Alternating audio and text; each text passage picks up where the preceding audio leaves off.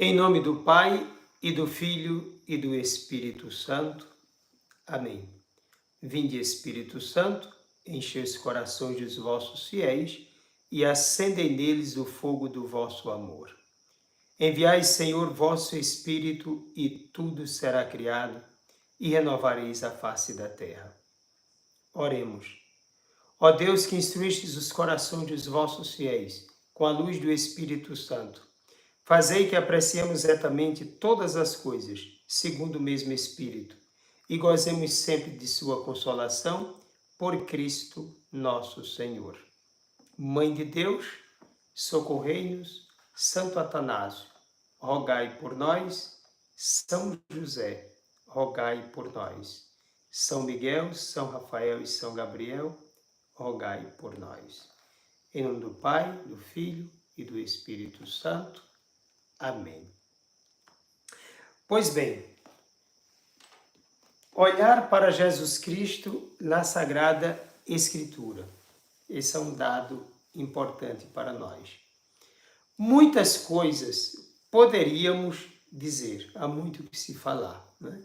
A gente não tem como falar tudo numa live.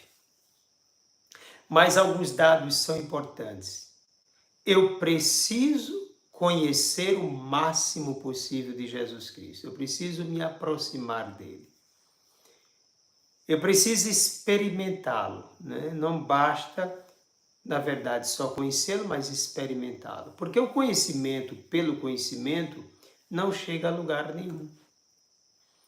O inimigo também conhece. No entanto, é inimigo. Ele pode até conhecer a palavra de Deus no sentido de saber que existe ali, que tem aquele texto. Quando Jesus se fazia presente ali, principalmente naqueles momentos de expulsão do mal, nós sabemos quem você é, eu sei quem você é. Claro, isso é um dado intelectivo, mas experiencial, não. Havia uma experiência, havia um conhecimento de envolvimento, um conhecimento de adesão? Não havia esse conhecimento de adesão. Por isso que a gente pode dizer que há muitos sábios nas coisas de Cristo, como diz São Paulo, mas nós somos os loucos por causa de Cristo. Essa é a grande diferença. Os loucos por causa de Cristo somos todos que não somente queremos conhecê-lo, como também queremos experimentá-lo. Experimentá-lo sempre. Isso é que é importante. Aquela pergunta de Jesus Cristo em Cesareia de Filipe, que eu vou trazer para você aqui, dando início a essa reflexão, ela é muito importante. Você vai pegar Mateus 16, eu não sei qual é a versão a tradução da sua Bíblia, eu estou com a Ave Maria aqui. Então, capítulo 16, a partir do versículo 13, que é a primeira pergunta que Jesus Cristo faz. No dizer do povo, quem é o Filho do Homem? Bom, as respostas vão ser diferentes. Dentro do contexto aqui da pergunta, até que as respostas foram boas. Elas não trouxeram aquilo que Jesus queria, mas podemos dizer que foram respostas boas. Porque disseram, olha, alguns dizem que é João Batista, o maior de todos os profetas, outros Elias, então veja aí o pai do profetismo, Jeremias para outros ainda, ou um dos profetas. Então, a qualificação de Jesus Cristo aqui na cabeça do público visualizado aqui pelos apóstolos é uma visão, é uma imagem boa, é um profeta. Então, ser um profeta de Deus, isso é maravilhoso. No entanto, não basta saber disso. Jesus Cristo faz uma pergunta agora direta aos seus apóstolos. E para vós, né? Vamos à pergunta no texto bíblico. E vós, quem dizeis que eu sou? A pergunta agora para eles. E vós, quem dizeis que eu sou? Aqui ele pode dizer que a coisa é muito mais séria, muito mais profunda, porque não basta saber do que dizem, também não é o que eu acho. Não é uma visão ideológica sobre Jesus. Mas que tipo de resposta? Que tipo de resposta é possível dar sobre Jesus? Alguns querem Jesus, talvez da lei, outros querem Jesus totalmente frouxo, assim, solto. Alguns querem Jesus descolado, outros querem Jesus muito preso, um Jesus rígido, outros querem um Jesus do social, outros querem um Jesus desligado de tudo. Como é que querem Jesus? Então, veja, esse tipo aí é um tipo de visão ideológica. Antes de chegar aos apóstolos, que outra forma de olhar para Jesus nós temos? Aquela que o Antigo Testamento tenta trazer para nós. E o que é que o Antigo Testamento tem a dizer sobre Jesus? Muita coisa. O Antigo Testamento trabalha com essa preparação. Existe uma revelação de Deus que vai acontecer de modo preciso na história. Preparada já no Antigo Testamento, mas no modo como de fato aconteceu, era desconhecido dos profetas.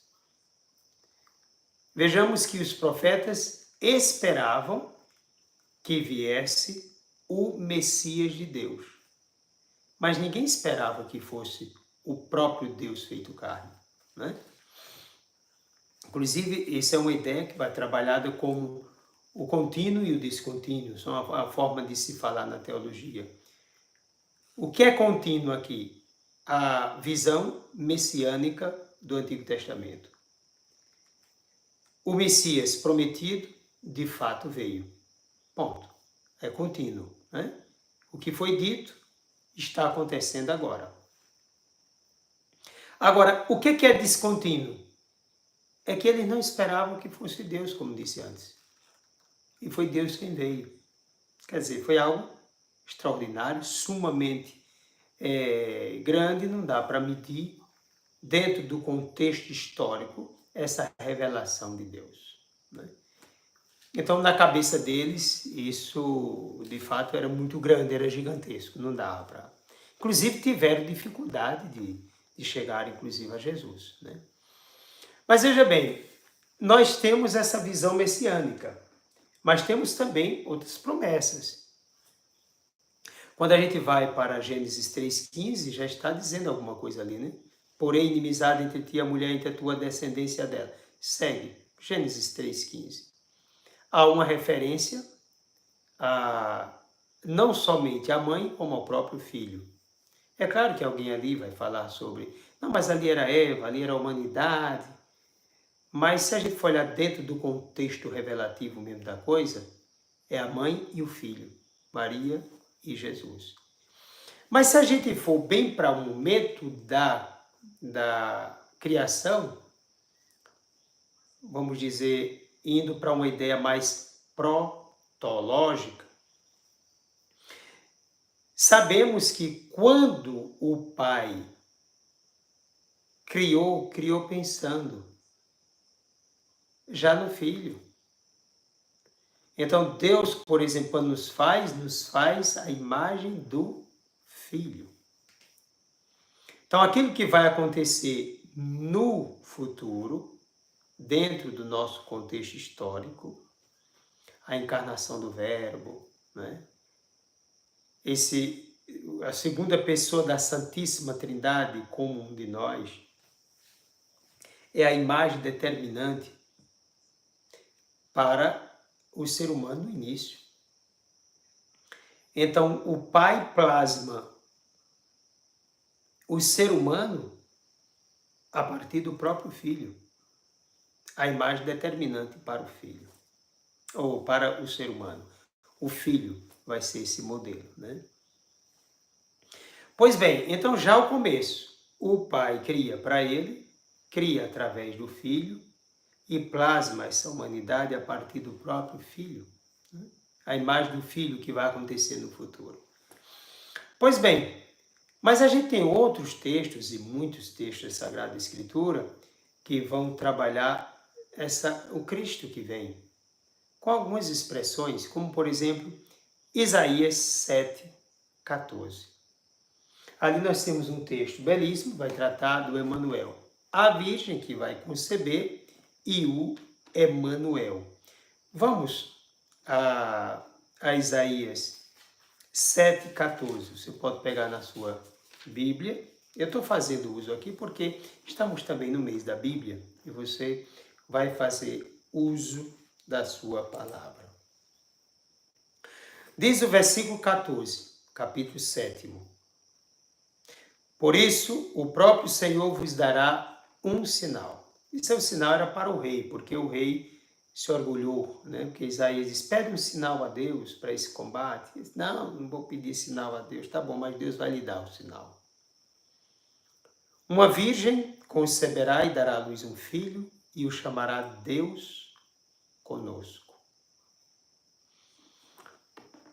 O texto hebraico chama jovem ao mar.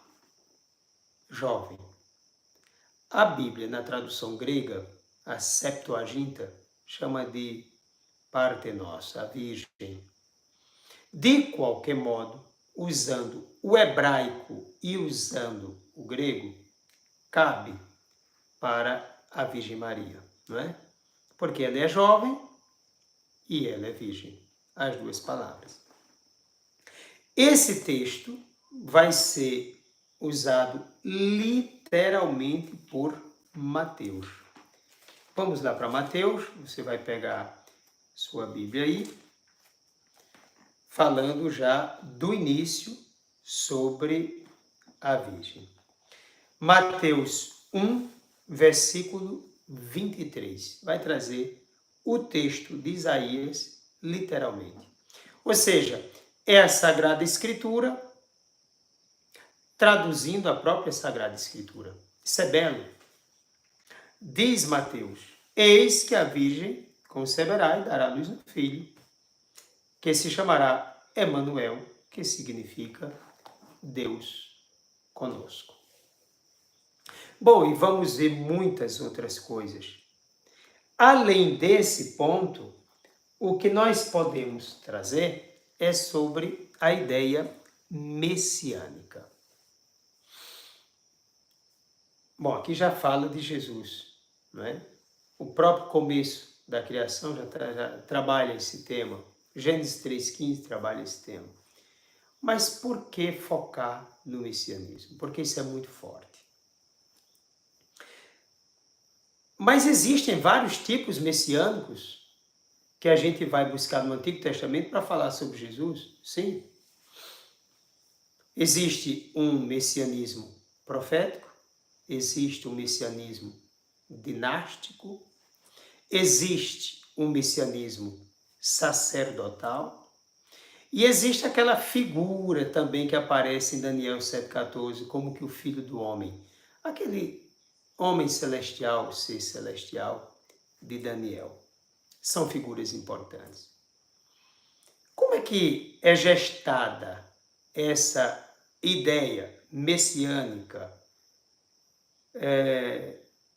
dentro do contexto de Israel? No momento de tensão. Sempre há um momento de tensão entre o presente e o futuro. Israel está num presente de dificuldades, de problemas, e existe a promessa, o que vai acontecer no futuro. Esse momento de tensão é bem trabalhado aqui no contexto bíblico. Vamos ver algumas dessas tensões, por exemplo. Quando a gente olha para a história de Israel. Primeiro momento, a gente tem aquele povo que não vamos dizer que vai se estruturar como povo, mas é o início desse povo com Abraão.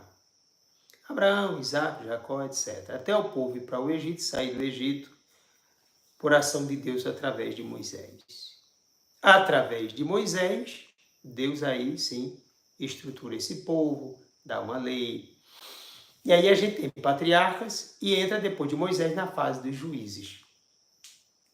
Nesse período dos juízes, nasce o desejo de se ter também Israel um rei. E aí entra um problema, porque Deus é o rei de Israel. Mas o povo diz, olha, existem reis aí ao redor de Israel. Você tem na Mesopotâmia, você tem no Egito, você tem toda parte. Israel está sem rei. Mas Deus é o rei de Israel. Não, mas o povo que é o rei. Bom, já sabemos a história, somente na parábola citada, o pé de espinho quis governar. Muito bem. Deus permite o rei. Essa instituição monárquica, ela não vai ficar solta, porque mesmo Deus permitindo, vai colocar ao lado dela uma outra instituição. Qual é a outra instituição? A instituição profética. Aquele que vai falar em nome de Deus. A palavra grega é profetes, e quer dizer aquele que fala em nome de. O profeta, ele vai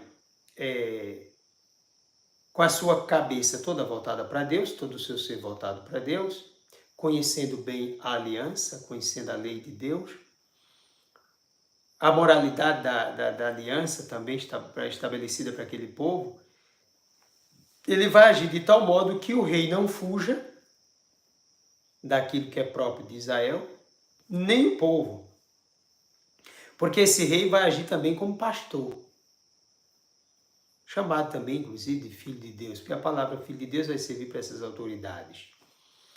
Então, ele precisa agir na fidelidade à lei de Deus, para cuidar bem desse povo segundo Deus, não segundo uma posição pessoal.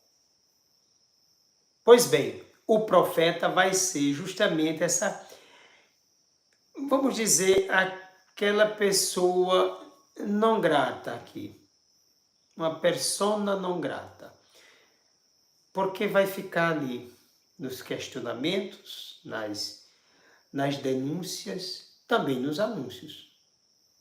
Como o chamado de Jeremias, por exemplo, aquele que anuncia e denuncia. Então o profeta vai estar nessa luta.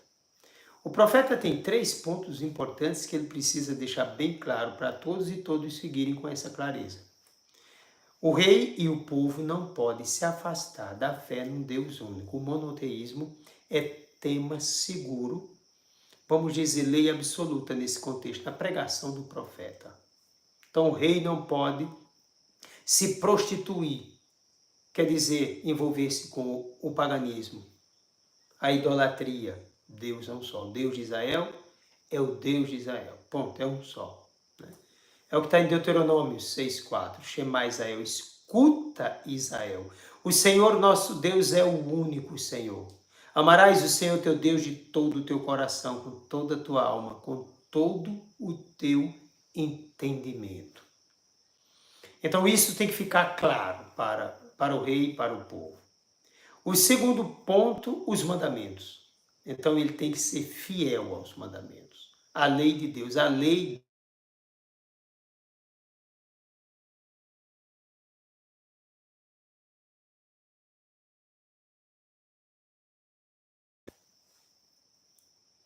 Então, aí o profeta, ele tem que deixar isso claro na hora do...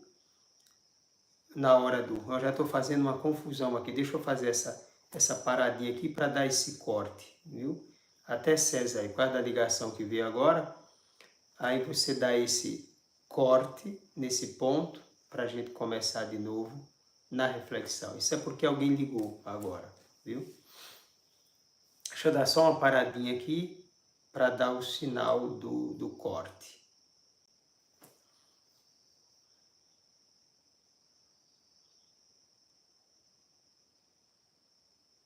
Pronto. Então veja bem, o profeta ele vai trabalhar com o monoteísmo e vai trabalhar também com o tema dos mandamentos. Então Deus dá os mandamentos a Moisés, para aquele povo, através de Moisés para aquele povo. Então o rei tem que ser fiel e ao mesmo tempo o povo tem que ser fiel também. Como isso é importante, né? E há um terceiro ponto, que é a esperança messiânica. Então, já trabalha esse ponto, a esperança da salvação, esperança messiânica, esperança da salvação. Então, trabalha o monoteísmo, trabalha a lei, trabalha a esperança da salvação. Então, de vez em quando, vão entrar em choques aqui, rei e profeta, reis e profeta, reis e profetas, porque é preciso colocar Deus em primeiro lugar e é Deus quem é o verdadeiro pastor desse rebanho, é Deus que conduz. Ponto. Sabemos da crise que vem depois com Saul, e Deus vai ungir Davi, e a partir da Davi, aquela promessa que a dinastia de Davi nunca será destruída. Historicamente, o que foi que aconteceu? Israel vai ser tomado pela Babilônia. Aqui, o profeta Jeremias exerceu uma missão muito grande, porque ele percebeu que não tinha jeito. Israel realmente estava entregue à Babilônia, aos pagãos, por causa de sua infidelidade. Jeremias começou a trabalhar com a tese de que Israel precisava de fato se entregar, o rei precisava se entregar, era melhor se entregar, ia trazer um bem maior para ele e para a população, do que reagir. O rei tenta reagir, e aí a partir de 597 a.C., houve uma primeira deportação, em 587, uma segunda deportação para a Babilônia. Pronto. Israel passa para a Babilônia. Cadê, portanto, agora a continuidade do reinado? Cadê a promessa? A dinastia de Davi, do ponto de vista histórico-político, acabou aqui. Israel passou a não ter mais rei. Então o povo está agora, atenção, do presente, sem o rei, na expectativa da realização de uma promessa. Então aí se fortalece o messianismo dinástico. Virá o Messias para restaurar a dinastia de Davi. Só que quando cai a monarquia, cai também o profetismo. É verdade que a gente vai ter, além de Jeremias, que ficou, não é, em Israel, e depois vai com um grupo para o Egito, também tivemos o Ezequiel no exílio, Daniel também, Daniel vai estar nesse contexto babilônico, mas depois daí, cadê o profetismo? Quando em 533 Israel vai se tornar livre pela força de Ciro, Deus faz, até hoje Ciro é considerado um ungido por Israel, Ciro persa, ele toma a Babilônia e manda o povo judeu de volta para casa. A forma agora de escravização é outra, é econômica. Ele permitiu a religiosidade, permitiu tudo para Israel, mas aí a parte econômica na dependência dos persas, né? Israel volta, mas quando Israel retorna, não retorna mais com rei, Aí é que nós vamos ver, por exemplo, os livros de Esdras, Neemias, porque eles agora vão restaurar Israel.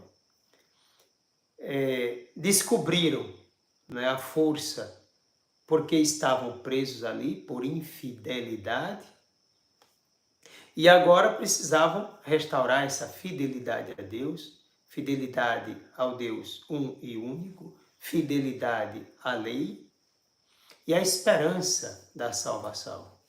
Então, fortifica-se aqui o templo, o sacerdócio, e não mais a questão da monarquia. Então, tudo isso agora vai entrar com força. Inclusive, eles vão dar muita ênfase à lei, né? A lei vai ficar, por exemplo, no caso, na época de Jesus, uma coisa absoluta, absolutizar tudo. E depois adquiriram mais clareza no exílio da Babilônia sobre o monoteísmo, porque até então eles aceitavam que Deus era um só, mas não negavam os deuses dos outros. Era uma espécie de enoteísmo, né? Eu creio no Deus único, mas aí não importo com aquilo que os outros estão crendo para lá. Em outras palavras, e dentro do contexto do exílio da Babilônia, ficou claro para eles que Deus não era um somente, é único. Deus é um e único. Para todas as nações, para todo o universo, não existe outro Deus, dois deuses, só existe um Deus. Depois fecundou-se a questão dos escritos bíblicos do Antigo Testamento, o Pentateuco e tantas outras obras literárias, a partir daí, desse exílio, que se tornou, repito, fecundo. Pois bem, Israel ficou sem rei nesse período, né? E sem profeta. Então a expectativa agora é que Deus enviaria o Messias também profeta. Messias profeta. Sem rei até hoje, né? Do ponto de vista político, aquele rei independente que ia cuidar de Israel, Israel nunca mais teve. Depois dos persas, Israel se torna também escravo. Depois levanta-se a Grécia, Alexandre Magno se levanta e toma conta de tudo. Depois morre, o contexto é dividido entre Seleucidas e Ptolomeus, fica aquela confusão até subir o Império Romano toma conta de tudo, até a época de Jesus Cristo. Quem dominava era o Império Romano. Herodes era o rei de Israel nesse período, mas sob o comando de Roma. Está ligado a Roma. É rei em Israel, mas não é aquele rei de Israel. É aquele rei ungido por Deus para tomar conta de Israel. Não, é um rei ungido por Roma. É de Roma. Não é um rei próprio escolhido por Deus. Israel não teve mais um rei próprio ungido por Deus. Do ponto de vista político, como eles esperavam, não. O outro tipo messiânico vem da crise no sacerdócio. Se a gente pegar Ezequiel 34, vai ver como se encontrava o sacerdócio. E até mesmo na época de Jesus Cristo. Os sacerdotes estavam agindo, profanando o templo, profanando tudo, explorando as ovelhas em benefício próprio. É triste porque é o povo de Deus, os sacerdotes do Altíssimo, do povo de Israel, agindo dessa forma. Pois é. E aí, Ezequiel trabalha esse tema dos falsos pastores, os falsos sacerdotes. Diz ele no capítulo 34, né? Filho do homem, profetiza contra os pastores de Israel. Diz-lhes a esses pastores este oráculo: eis o que diz o Senhor. Ai dos pastores de Israel que só cuida do seu próprio pasto. Não é seu rebanho que deve pastorear os pastores? Vós bebeis o leite, vestivos de lã, matais as reses mais gordas e sacrificais tudo isso sem nutrir o rebanho. Quer dizer, uma exploração do rebanho, mas não há um interesse por nutri-lo. Vós não fortaleceis as ovelhas fracas, a doente não a tratais, a ferida não a curais, a transviada não a reconduzis, a perdida não a procurais, a todas tratais com violência e dureza, e assim por diante, no capítulo 34, para dizer da realidade como já se encontrava esse contexto de Israel. Confuso, difícil, e o povo começa a sentir a necessidade do Messias sacerdotal, para restaurar também o sacerdócio. Olha, se a gente chegar à época de Cristo, o que foi que Jesus Cristo fez quando chegou ao templo? O que foi que ele encontrou? Vamos olhar para aquela realidade a partir da ação de Jesus Cristo. O que foi que ele encontrou ali? Naquele tempo havia uma verdadeira exploração, o uso do nome de Deus para conquistas, coisas contrárias ao próprio Deus. A mentira reinava no contexto do templo, até porque o comércio. Se existe um lugar onde se mente muito é no comércio, não é? E ali estava dentro do templo de Jerusalém. Eu posso dizer sem medo que o templo de Jerusalém estava como o Congresso de Brasília. Tudo se vendia, né, para se conquistar qualquer coisa, até mesmo a verdade, a consciência. Então, o templo tinha uma moeda própria. O povo tinha outra moeda, seja pobre, seja rico.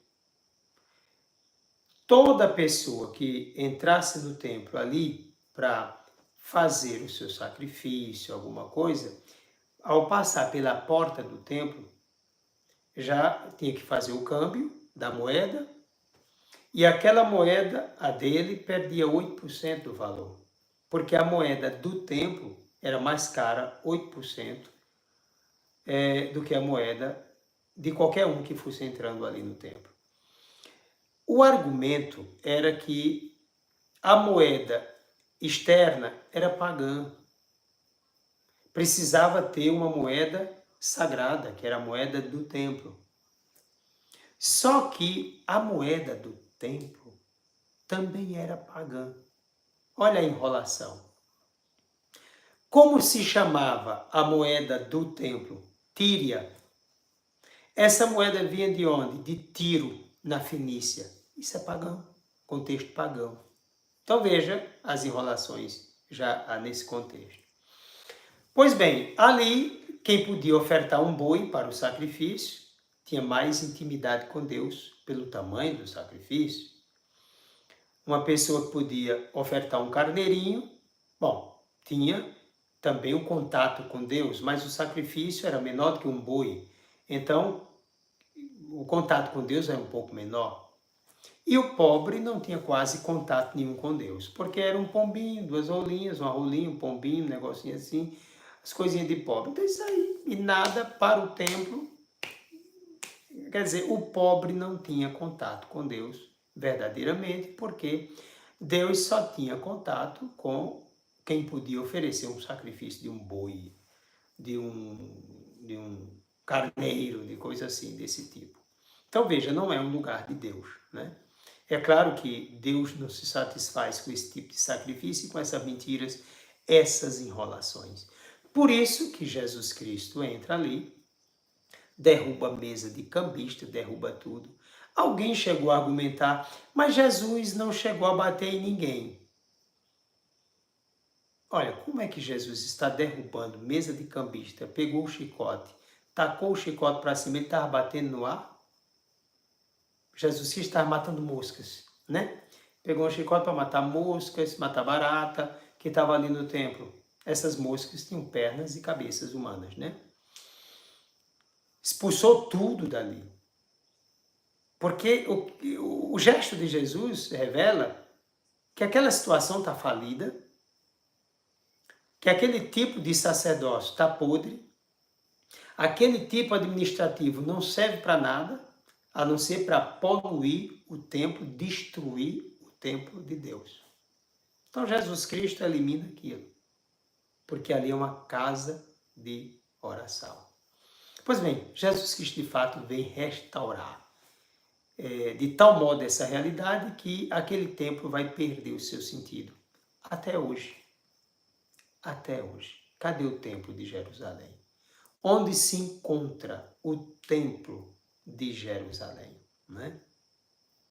Porque o templo agora é Cristo. O novo povo de Deus agora é em Cristo. A realidade nova agora é Cristo. O templo que foi destruído em 3 dias foi reerguido. É o corpo de Cristo. Né? Fazemos parte dele pela fé e pelo batismo. Pois bem, então vejamos. Até agora, a esperança messiânica da monarquia está em Jesus. Do profeta, também Jesus. Do sacerdócio, também Jesus. Agora, a forma de governar de Jesus é política? Não. Ele quis derrubar Herodes? Não. Ele queria derrubar Pilatos? Também não. Ele queria destronar César? Também não. Também não. Então, como é que ele veio governar? Quando ele estava diante de Pilatos, Pilatos fez a pergunta: tu és rei? Ele disse: tu dizes, né? Eu sou rei. Mas o meu reino não é deste mundo. Não é desse jeito, não é desse modo. Como vocês agem, vocês exploram as pessoas. Vocês querem cargos, nome, fama, vocês querem tudo isso. Onde é que reina Jesus? Na minha e na sua alma, no seu ser. Então, eu posso ter qualquer tipo de monarquia no meu país. Posso, mas eu posso ter o meu rei, Jesus Cristo. Politicamente, aquele governa o país. Mas a minha vida, quem governa é Jesus Cristo. E então ele não veio realizar um combate político, uma luta revolucionária, né, pelo poder. Não, isso só é na cabeça de marxistas, de pessoas que usam os argumentos do marxismo, do socialismo, e querem trazer Jesus Cristo para justificar seus argumentos. Não, Jesus Cristo não quis isso. A revolução que Jesus travou é na alma, não é? Na vida dos apóstolos, na nossa vida, todos os dias, a transformação. Basta olhar para a cruz, né? 2 ladrões ao lado de Jesus. Mais um reconheceu Jesus como rei. E Jesus Cristo não disse: agora nós vamos descer da cruz porque nós vamos construir o nosso reino, o nosso paraíso aqui na terra. Não. Jesus disse isso, não. Essa luta é só na cabeça dos que vivem aí de ideologias e ideologias. Jesus Cristo disse: hoje mesmo estarás comigo no paraíso. O paraíso não é na terra, né? É a comunhão definitiva com Deus, é estar com Ele na eternidade. Tá bom, mas isso é um ponto para outra grande reflexão. Então, o que é que temos aqui? A partir da pergunta feita aos apóstolos: e vós, quem dizeis que eu sou? Então, descobrimos que o Antigo Testamento começa a dar respostas. Ele é o rei, ele é o profeta, e o profeta, inclusive, citado lá em Deuteronômio, o profeta prometido no capítulo 18, sobre o qual fala Moisés. O profeta que virá é Cristo. Esse é o profeta. É o sacerdote, né, que nos torna participantes do seu sacerdócio. É Jesus Cristo. Agora, com uma diferença da expectativa, como disse também antes. Porque não se trata de alguém que foi escolhido por Deus para ser o Messias, sacerdote, político e rei. Mas Deus que veio, o Verbo que se fez carne e habitou entre nós para ser aquilo que o Pai quis que ele fosse para a nossa salvação. Agora, existe um detalhe na Sagrada Escritura que até hoje não foi engolido pelo judeu ou pelos judeus. Porque falamos do rei, falamos do profeta e falamos do sacerdote. Mas existe uma forma messiânica no Antigo Testamento, no livro de Isaías, precisamente, que não passava na cabeça de Pedro, dos apóstolos de modo geral. Não passou na cabeça, isso pelo menos antes da ressurreição, né? E não passou na cabeça dos judeus do passado e nem passa na cabeça dos judeus de hoje. Em 2010, nós, os padres da Diocese de Olinda e Recife, ao invés de fazermos um retiro do clero aqui, foi-nos oferecida a possibilidade de uma peregrinação na Terra Santa. Nesse período eu já me encontrava em Roma. E aí o bispo era Dom Fernando, acertou com Gilberto, da Obra de Maria, para levar os padres. Inclusive eu pedi a Dom Fernando e a Gilberto para dividir os aviões, né? Para não colocar todos os padres num avião só.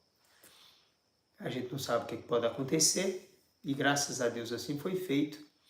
E nós fomos para a Terra Santa. Quer dizer, eu fui de Roma, já estava lá mais perto, e me encontrei com eles em Tel Aviv. A nossa guia, muito boa, por sinal, uma brasileira, mas judia de religião, né? Então ela nos apresentou todos os lugares, porque eu acredito que ela deve continuar sendo ainda a mesma guia para a obra de Maria ainda, eu acredito. Então começou a falar entre muitas coisas, muitos lugares, a gente visitando, etc, etc, etc, etc. Num determinado lugar, nós estávamos na montanha, no Monte das Bem-aventuranças, isso mesmo. Ela começou a falar sobre a questão messiânica e a expectativa de Israel ainda com relação ao Messias. Nós acreditamos no Messias, mas elas estão na expectativa. Então, quando ela começou a falar sobre isso, eu pedi a palavra, né? E aí ela me deu a palavra e eu disse: olha, vocês continuam esperando porque vocês não conseguem engolir um tipo messiânico do Antigo Testamento. E ela disse: como assim? O livro de Isaías fala do servo sofredor. O servo sofredor, você pode dizer que é Israel, uma figura coletiva, mas também você pode indicá-lo como uma pessoa. O texto também é claro com relação a isso. E é justamente essa figura do servo que vai aparecer no momento do batismo de Jesus. Aquela voz diz: esse meu filho amado, em quem ponho o meu bem-querer. Depois, no Monte Tabor, a voz também vai trazer de novo essa mensagem. Essa frase, ela está em Isaías 42, no versículo 1. Diz Isaías: eis meu servo que eu amparo, meu eleito, ao qual dou toda a minha afeição. Faço repousar sobre ele meu espírito, para que leve às nações a verdadeira religião.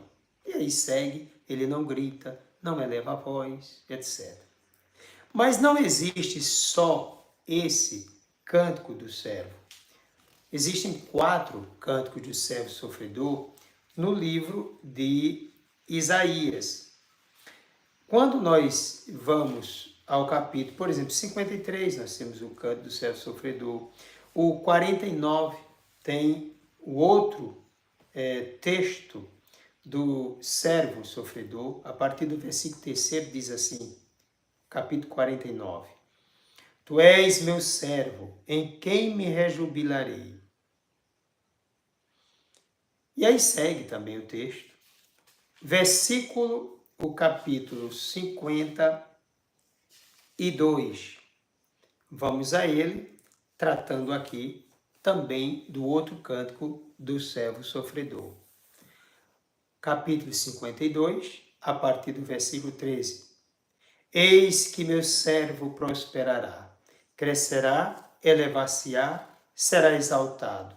Uma figura até fazendo uma ligação com a cruz. Assim como a sua vista muitos ficaram embaraçados. Tão desfigurado estava que havia perdido a aparência humana. Olha a imagem, Jesus na cruz. Assim o admirarão muitos povos. Os reis permanecerão mudos diante dele, porque verão o que nunca lhes tinha sido contado e observarão um prodígio inaudito. Depois, o Cântico do Servo vai para o capítulo 53. É o que nós encerramos com relação à figura do servo sofredor. Era desprezado, a partir do versículo 3º do capítulo 53 de Isaías. Veja se não parece uma leitura já da cruz. Era desprezado, era a escória da humanidade, homem das dores, experimentado nos sofrimentos, como aqueles diante dos quais se cobre o rosto.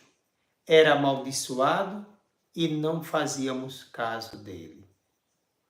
Em verdade, ele tomou sobre si nossas enfermidades e carregou os nossos sofrimentos, e nós o reputávamos como um castigado, ferido por Deus e humilhado.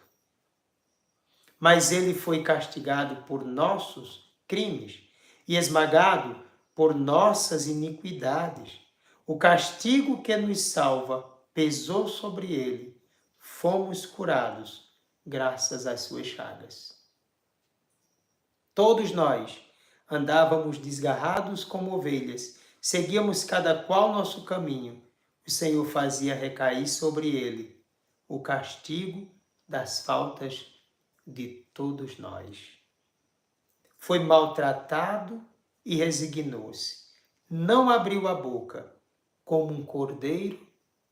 João vai dizer, eis o Cordeiro de Deus, que tira o pecado do mundo.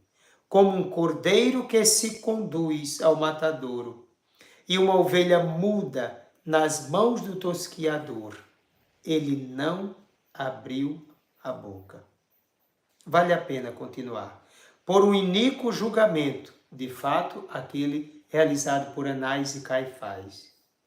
Um iníquo julgamento foi arrebatado.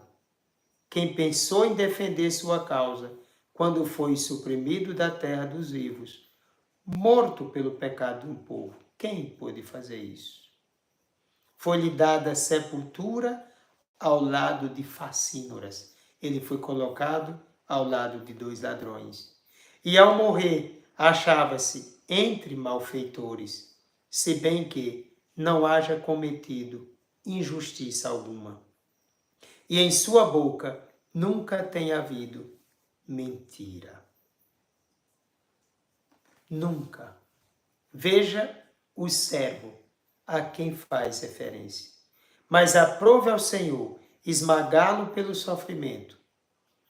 Se ele oferecer sua vida em sacrifício expiatório, terá uma posteridade duradoura, prolongará seus dias e a vontade do Senhor será por ele realizada.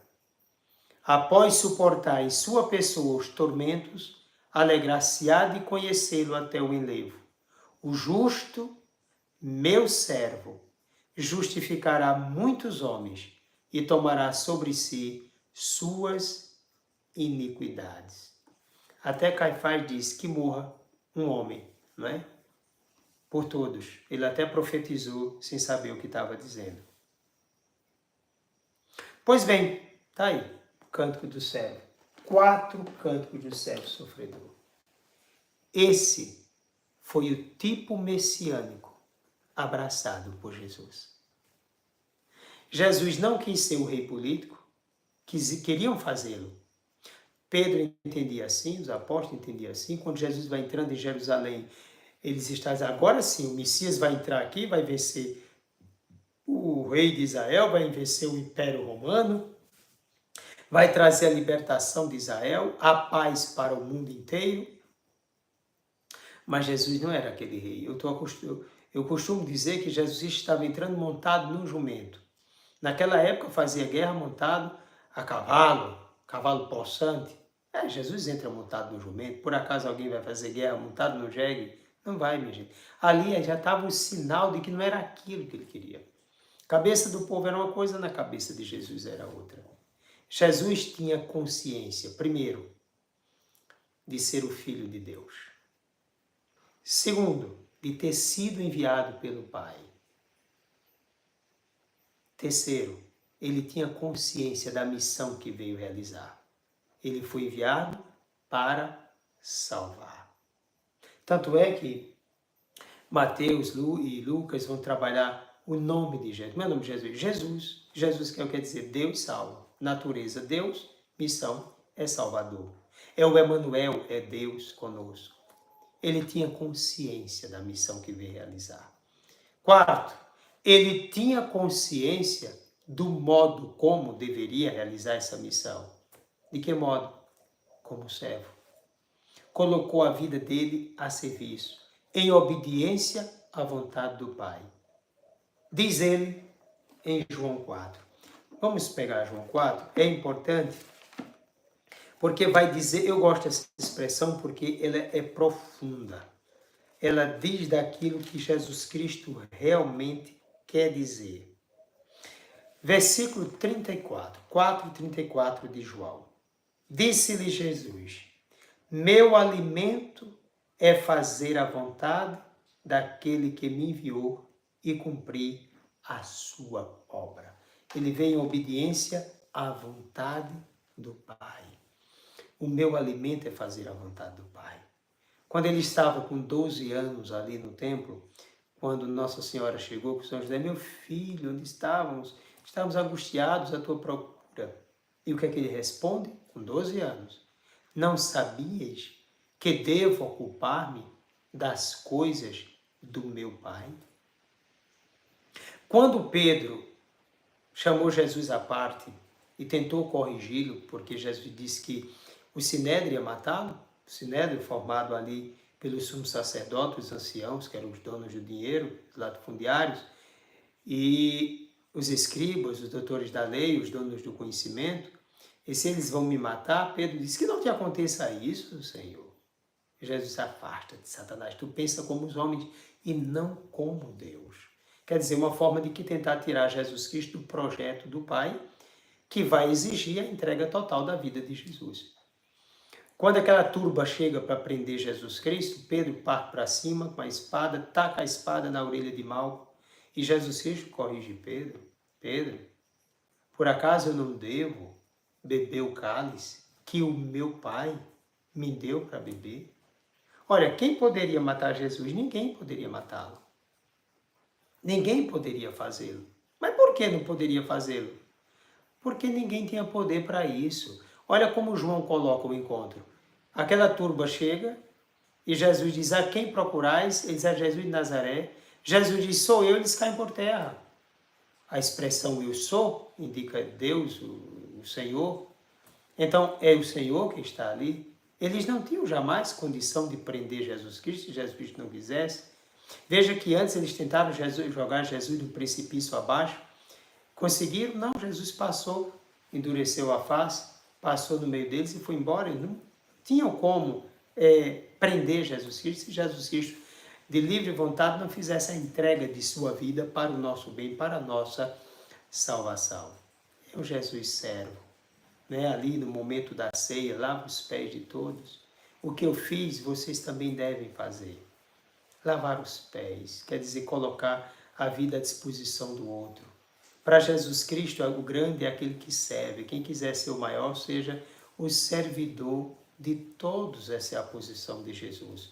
Não é uma questão social, minha gente. Não é uma questão de serviço, simplesmente do ponto de vista da vida social mesmo. Não, não é isso. É ter uma alma voltada para o bem do outro.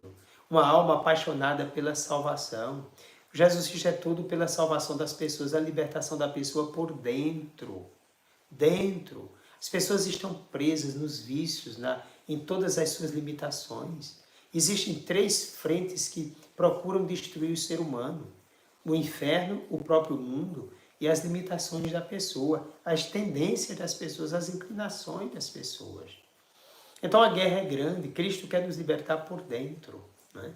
Então essa luta eu preciso travar. Então ele quer me libertar e me torna também um libertador, um instrumento de libertação para o outro.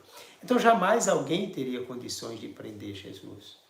Então entendemos que da forma messiânica, ou dos tipos messiânicos, aquele que os próprios apóstolos tiveram dificuldade de entender, só entenderam depois, a duras penas, né?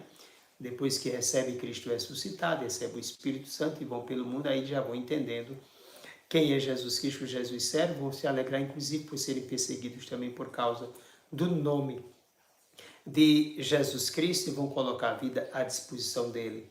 Então Israel vai continuar sem entender até hoje, enquanto não tiver uma verdadeira experiência com Jesus Cristo, nosso Senhor. A vida a serviço de Jesus Cristo é tão grande que ele vai dizer: eu não vim para ser servido, mas para servir e dar a minha vida por todos. E como Jesus realiza isso? Amando. E amando quem? Quem o ofende. Porque, veja, Jesus Cristo tem uma visão do ser humano ampla, não somente aquele ser humano que está ali diante dele, mas o que precede o ser humano, o que está além do ser humano. Ele vê o ser humano como um todo. Ele está enxergando um ser humano ali que talvez tenha boa vontade, um ser humano que está preso, um ser humano cego, um ser humano que não consegue dar passos porque está preso a muitas coisas. Ele está vendo isso. Ele tem um conhecimento superior, tem uma mente perfeita. Ele é o homem perfeito, já nos diz isso também, a Gaudet Spes 22, não é? Então é o homem perfeito. Então ele tem uma visão perfeita dela, uma mente puríssima. E ainda, para completar, a pessoa é divina. Claro que ele tem a mente humana dele, mas é uma mente humana que recebe informações da própria realidade dele como Deus. Agora, claro, dentro da própria limitação da mente humana, porque mesmo sendo uma mente humana, sendo a pessoa divina, mas a mente humana tem seu limite máximo, vamos dizer, absoluto com relação a nós, né? Mas tem lá o seu limite, porque a mente humana ela não vai ter a mesma clareza do que ele é como mente divina, né? Mas assim, é a mente perfeita, então ele enxerga tudo com perfeição. Então ele está vendo esse ser humano. Por isso que, como é que um ser humano vai causar nele a possibilidade de uma reação para destruir esse ser humano a partir de uma compreensão que ele tem? Ele sempre dá ao ser humano a possibilidade da mudança, a possibilidade da salvação. Por isso que na cruz, depois de tanta rejeição, ele amando e o ser humano odiando-o desde o começo, porque não o acolheu na chegada, e agora chuta-o no final, desprezando como um maldito, como a pior desgraça que existe na face da terra. Inclusive esses líderes que fizeram o tribunal iníquo, como diz o Cântico do Servo em Isaías, vai usar um texto bíblico para justificar, segundo a tese deles, que Jesus Cristo realmente é maldito de Deus, que Jesus Cristo seria um mentiroso e que ninguém podia seguir esse homem de forma alguma, que tudo que é ruim, nesse caso, pertenceria a ele. Então basta você pegar Deuteronômio 21, versículo 23, para você saber o texto que eles usaram para justificar Jesus Cristo na cruz como maldito de Javé, inclusive entre dois ladrões, para dizer, tá vendo? Uma pessoa que morre entre ladrões, crucificado, isso é rejeitado por Deus ao extremo. Então colocaram dessa forma, esse ser humano. Olha o versículo 23, o que diz: o seu cadáver não poderá ficar ali durante a noite, mas tu o sepultarás no mesmo dia, pois aquele que é pendurado é um objeto de maldição divina. Assim não contaminarás a terra que o Senhor teu Deus te dá por herança. Então, até nisso, ele seria a contaminação dessa terra dada por herança. Então, tamanha maldade humana. Qual é a reação de Jesus diante de tudo que está acontecendo? Pai, perdoa-lhes. Eles não sabem o que fazem. É tudo limitado, é tudo preso ao contexto humano, é tudo ligado ao que não vale nada, é tudo apegado a si, uma hora te proclama, outra hora não. O interesse pessoal, a busca pessoal o tempo todo. Eles estão jogando fora o maior tesouro da vida deles, a maior riqueza.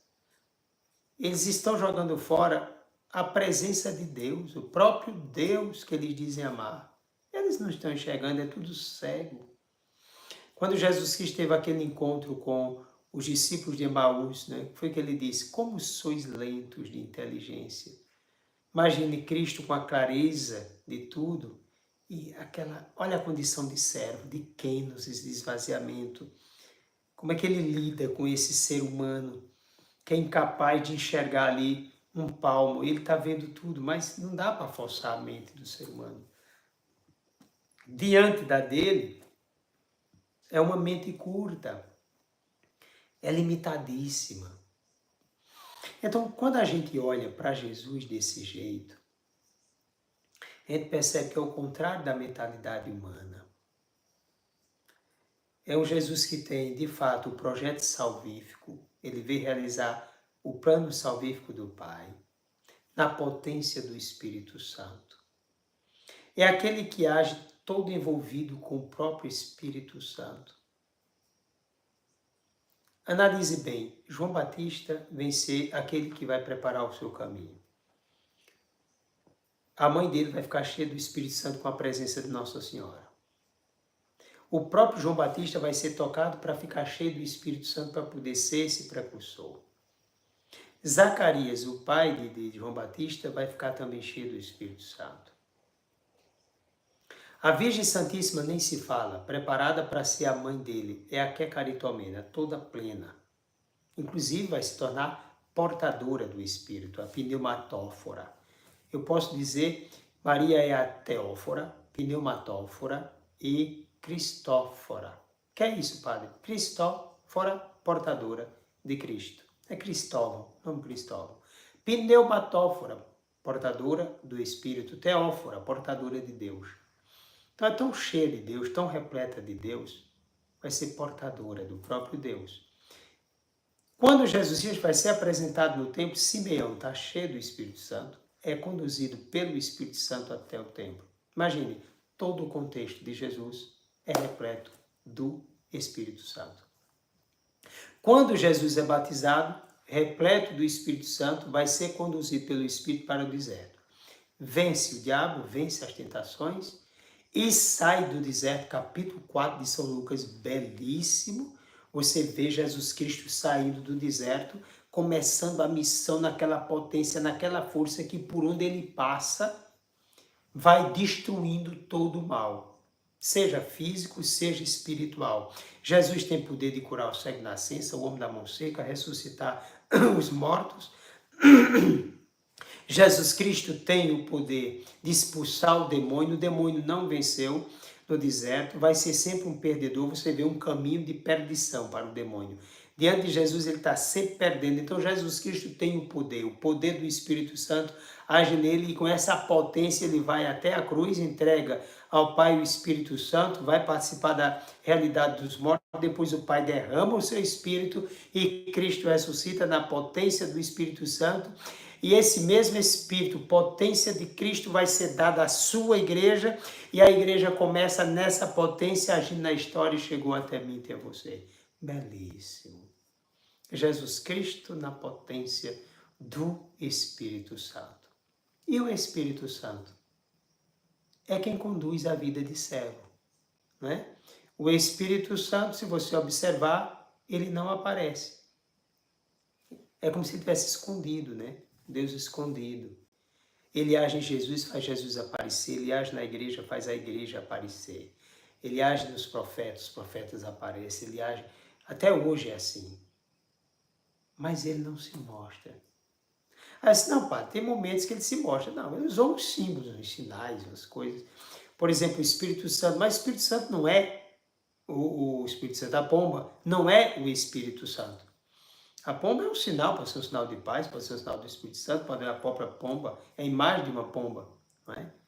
Não é a imagem do Espírito Santo. Por isso algumas pessoas pegam aquela imagem da pomba, padre, abençoa aqui. Não, não vou abençoar a imagem de pomba. Não, o Espírito Santo, não é.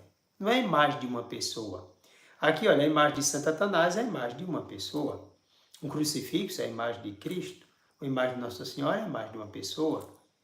Aquela pomba é a imagem de uma pomba, não é do Espírito Santo. Agora, é um sinal. Línguas de fogo também indicam o Espírito Santo.